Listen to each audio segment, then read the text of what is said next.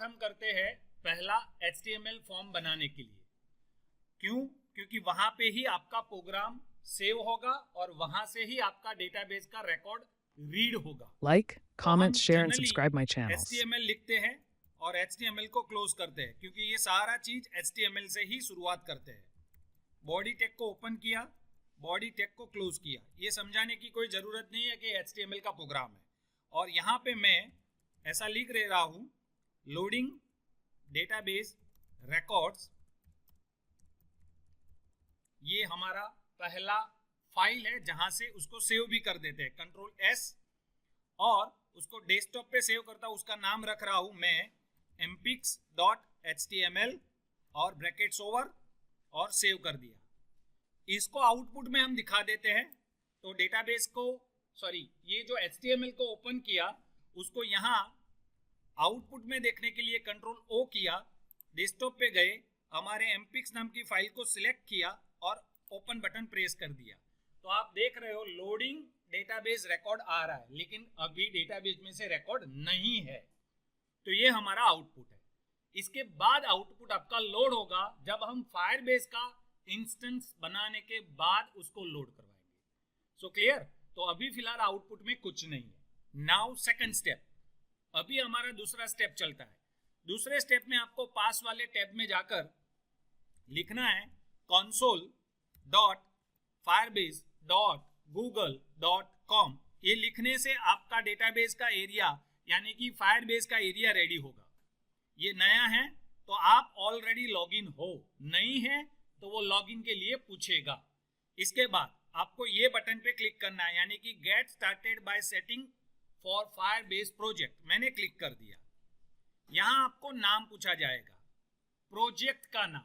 तो मैं first time इसको हैंडल करने जा रहा हूं, तो मैं क्या करता हूं, फायर फर्स्ट प्रोजेक्ट, यानी कि फायर का फर्स्ट प्रोजेक्ट है तो मैंने ऐसा ही नाम दिया, ज्यादा कुछ नाम नहीं रख रहा हूं, फर्स्ट फायर प्रोजेक्ट। और यहां सिलेक्ट करना है पेरेंट रिसोर्स, उसको क्लिक कीजिए। आपका जो डोमेन पार्ट है यानी कि ईमेल में, उसको सिलेक्ट कर दीजिए और डन कर दीजिए, तो ये बटन एनेबल हो जाएगा। उसको कंटिन्यू कीजिए तो आपके पास ये वाला स्टेप्स आएगा जहां पे Google analytics for your Firebase project. ये कंपलसरी नहीं है क्योंकि यहाँ पे लिखा हुआ है रेकमेंडेड। अगर मैं इसको स्टॉप कर देता हूं तो ये सारे फीचर्स मेरे प्रोजेक्ट में इंक्लूड नहीं है, तो मैं नहीं रख रहा हूं, क्योंकि अभी फिलहाल मुझे इतना बड़ा प्रोजेक्ट नहीं है कि जिसकी मुझे टेस्टिंग की जरूरत हो या फिर मुझे उससे टारगेटिंग की जरूरत हो या फिर अगर वगैरह।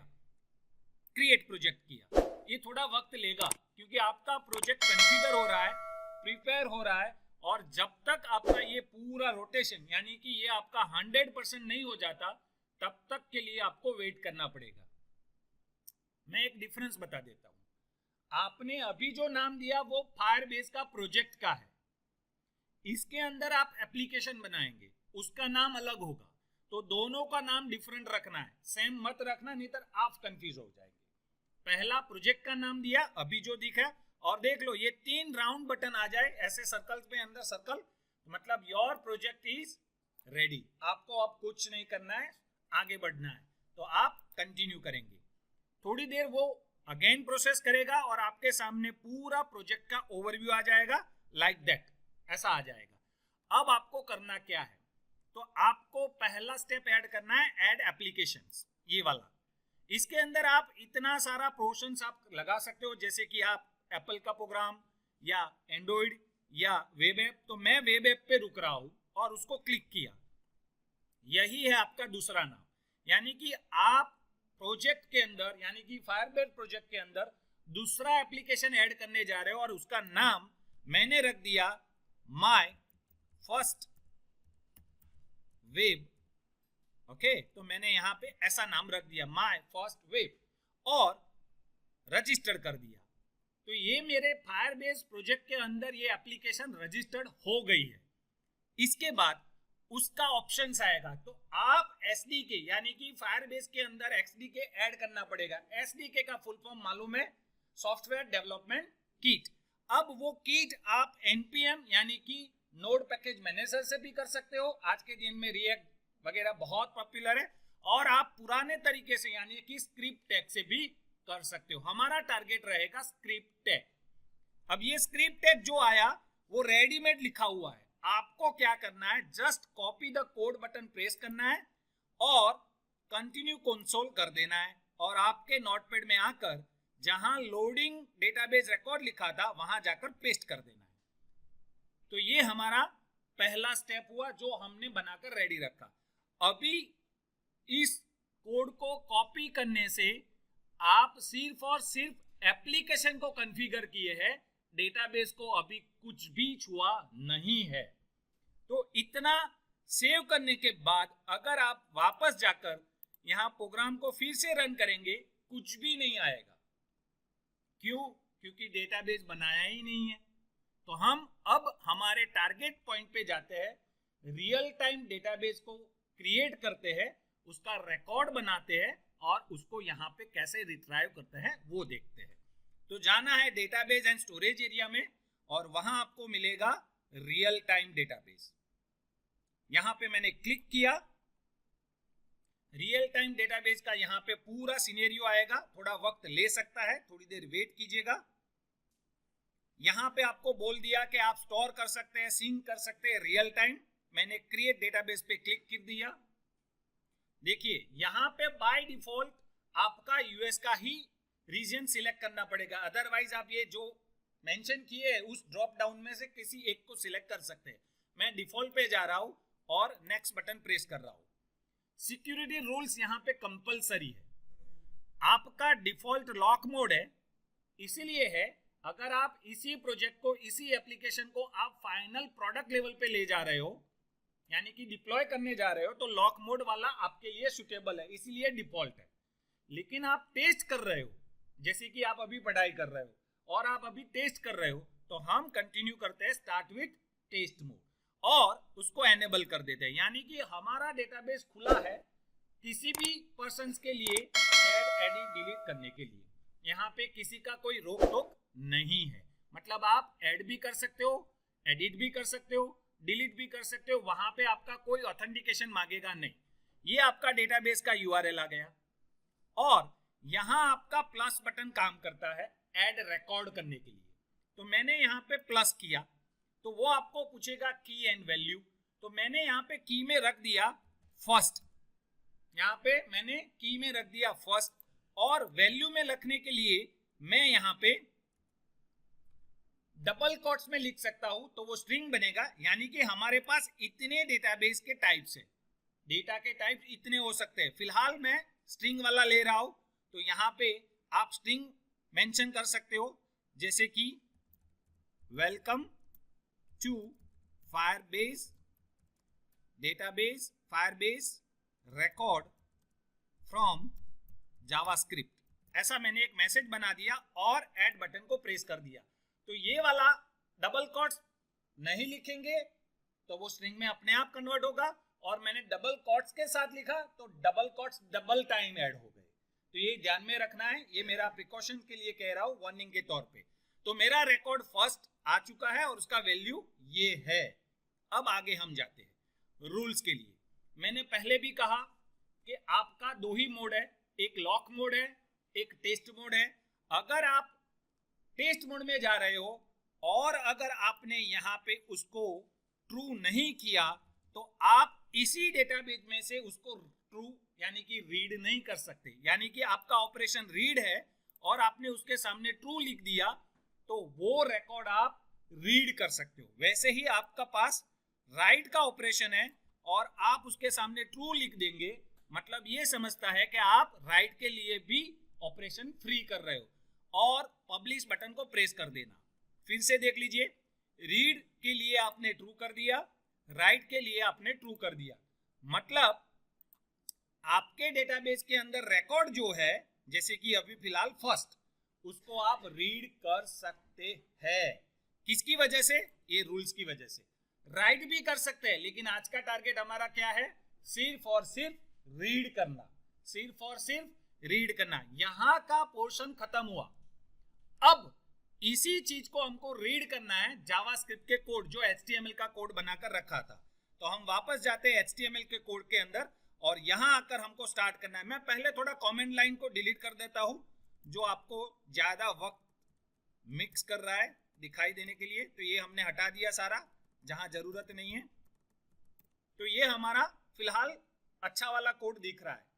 पहली जरूरत क्या है, जैसे ही आपने इनिशियलाइज ऐप किया, फायरबेस के प्रोजेक्ट के अंदर इनिशियलाइज ऐप किया, वैसे ही आपकी एक जरूरत रहेगी डेटाबेस को हैंडल करने के लिए। उसके लिए आपको क्या करना है, यही लाइन कॉपी पेस्ट करेंगे, यही लाइन कॉपी पेस्ट करेंगे और चेंज क्या करेंगे देखते जाना। नंबर 1 यहां पे चेंज 1, उसका एक फंक्शन है गेट डेटाबेस, ये पहला वाला। दूसरा रेफरेंस वाला यूज करेंगे और तीसरा गेट नाम का फंक्शन यूज करेंगे। कहां से करेंगे, तो उसका नाम यहां पे रखा गया है फायरबेस में से डेटाबेस। ये उसका जावास्क्रिप्ट का इंपोर्ट फाइल हमने कर दिया। मतलब जब आप इसको इंपोर्ट करते हो firebase.database, तो आप ये 3 फंक्शंस को हैंडल कर सकते हो, यानी कि इंपोर्ट किया जैसे ही जावा में करते थे, लाइक दैट। तो ये पहला स्टेप। दूसरा स्टेप, आपको यहाँ पे कांस्टेंट फायरबेस कॉन्फ़िगरेशन में बीच में कहीं पे भी, लास्ट में भी कर सकते हो, अगर लास्ट में किया तो यहाँ कॉमा कर लिख सकते हो। अगर आप बीच में करते हो तो आपको उसको लिखने के बाद बी कॉमा करना पड़ेगा। मतलब यहाँ क्या करना है, तो आपका डेटाबेस का यूआरएल लेकर आना है। कैसे लिखेंगे तो वो मैं बताता हूं, डेटाबेस यूआरएल कॉलन, यहाँ पे आपका पाथ आएगा। सर ये पाथ कहां से लाएंगे, तो वापस जाते हैं हमारे कोड के अंदर, जहां पे हमने डेटाबेस बनाया था उसके डेटा के अंदर जाते हैं और यहाँ पे आपको एक ये लिंक मिलेगा कॉपी रेफरेंस, वहां से कॉपी कर दीजिए और यहां लाकर आप बीच में पेस्ट कर दीजिए। तो वहां का डेटाबेस का रेफरेंस यहां आ चुका है। ये दूसरा स्टेप। नाउ तीसरा स्टेप, ये डेटाबेस का पाथ दे दिया, यहाँ पे डेटाबेस में जो फंक्शन हम यूज करने वाले हैं वो रख दिया। अब एक्चुअल यूसेज आपका आएगा कि हम कौन सा वाला फंक्शन कैसे यूज करेंगे। तो फर्स्ट स्टेप आपको यूज करना है आपका first one, that is get database. तो उसके लिए मैंने एक कांस्टेंट वेरिएबल बना दिया जिसका नाम रख दिया db। इसके बाद गेट डेटाबेस जो मैंने पहले लिखा था वैसा ही नाम, और हमारे एप्लीकेशन को कॉल कर दिया। अब यहां सुनिए, अगर ये ऐप लिखता हूं मतलब क्या हुआ, ये वाले पूरे फंक्शंस को हम यहाँ पे कॉल कर रहे हैं और ऐप यहाँ है, ऐप का कॉन्फ़िग यहाँ है और ये कॉन्फ़िगरेशन इसका यहाँ है। तो ये पेरेंट चाइल्ड कंसेप्ट में आया। देखिए फिर से, ये ऐप को कॉल किया, ये यहाँ से आ रहा है।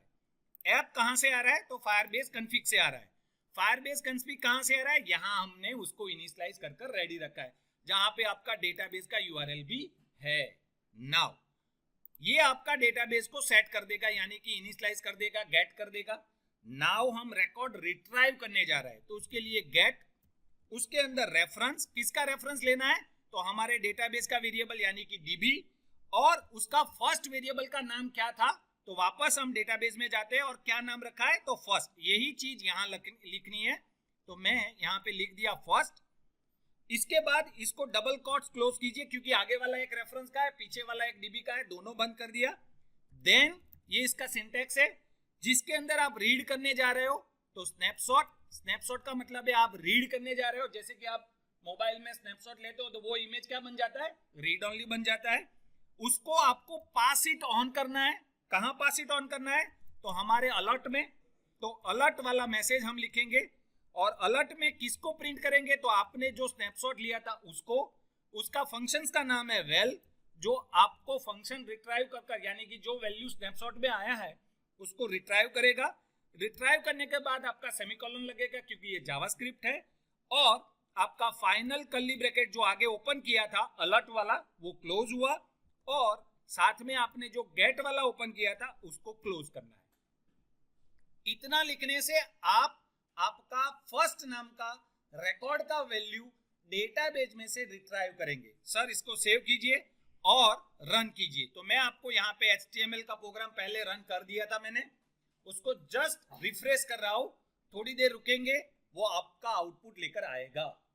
तो आपके सामने आपका output welcome to Firebase record from JS आ चुका है। सर मुझे 2 रिकॉर्ड है तो 2 को रिट्राइव करना है। चलो वापस डेटाबेस में गए, वहां पे हमने फिर से प्लस बटन को क्लिक किया, वहां पे मैंने सेकंड लिखा और यहाँ पे फिर से देख लीजिएगा टैब की प्रेस कर स्ट्रिंग्स लिख दीजिए और यहाँ पे लिखिए second time read value from Firebase और ऐड बटन को प्रेस कर दीजिए तो वो ऐड हो चुका है। देखिए यहां और यहां पे डिफरेंस आ गया। मैंने पिछली बार डबल कोट्स में लिखा था, अब बार मैंने सिर्फ और सिर्फ बिना कोट्स लिखा है, तो अपने आप ऐड कर लेता है। क्यों? क्योंकि आपने एबीसी को सिलेक्ट किया था। एबीसी क्या रिप्रेजेंट करता है? स्ट्रिंग डेटाबेस, या sorry string data type represent करता है। नाउ सर मुझे ये सेकंड वाला रिट्राइव करना है, तो जैसे ही फर्स्ट किया था वैसे ही सेकंड करेंगे। Let us move to the code और इसको कॉपी कर दीजिए, पेस्ट कर दीजिए। आपको चेंज यहां कर देना है सेकंड।